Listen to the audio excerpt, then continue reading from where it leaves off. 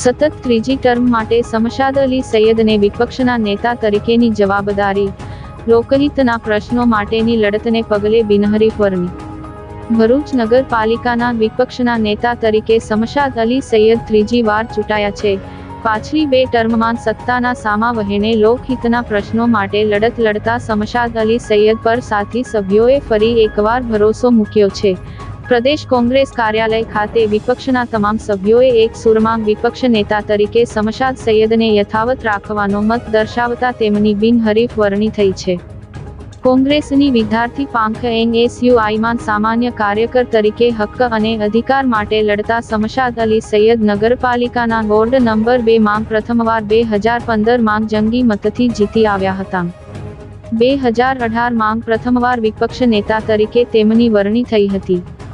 વિપક્ષના નેતા તરીકે શહેરના લોકોને સ્પર્શતા રોડ, રસ્તા, લાઇટ, ગંદકી, પાણીના નિકાલ જેવા પ્રશ્નો માટે સતત અવાજ ઉઠાવતા રહ્યા છે।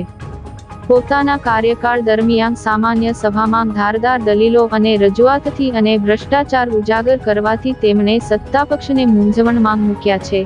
આ તમામ બાબતોને ધ્યાનમાં રાખી અને તેમની પ્રજાલક્ષી રાજનીતિ તેમજ વલણને જોઈ ત્રીજીવાર વિપક્ષના નેતા તરીકે બિનહરીફ ચૂંટાઈ આવ્યા છે। વિપક્ષ નેતા તરીકે થયેલી પસંદગી અંગે ખુશી વ્યક્ત કરતા તેઓએ તેમના વોર્ડના નાગરિકો, શહેરની જનતા, સાથી નગરસેવકો તેમજ કોંગ્રેસ પ્રદેશ મોવડી મંડળનો આભાર વ્યક્ત કર્યો હતો અને આગામી દિવસોમાં પણ પ્રજાના પ્રશ્નોને વાચા આપવાની તત્પરતા દાખવી છે।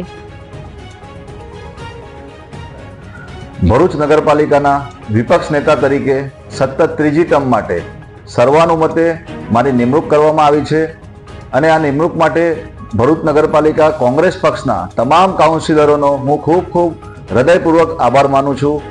ગુજરાત પ્રદેશ કોંગ્રેસ સમિતિના મોવડી મંડળ અને ચૂંટણી સંકલન સમિતિના તમામ સભ્યોનો પણ હું મને આ જવાબદારી આપવા બદલ હું તેમનો પણ હૃદયપૂર્વક આભાર માનું છું। મારી પર મૂકેલ વિશ્વાસને હું સાર્થક કરી બતાવીશ અને પ્રજાની પડખે ઊભા રહી કોંગ્રેસની પ્રજાલક્ષી રાજનીતિને આગળ ધપાવીશ। જય હિન્દ, જય ભારત।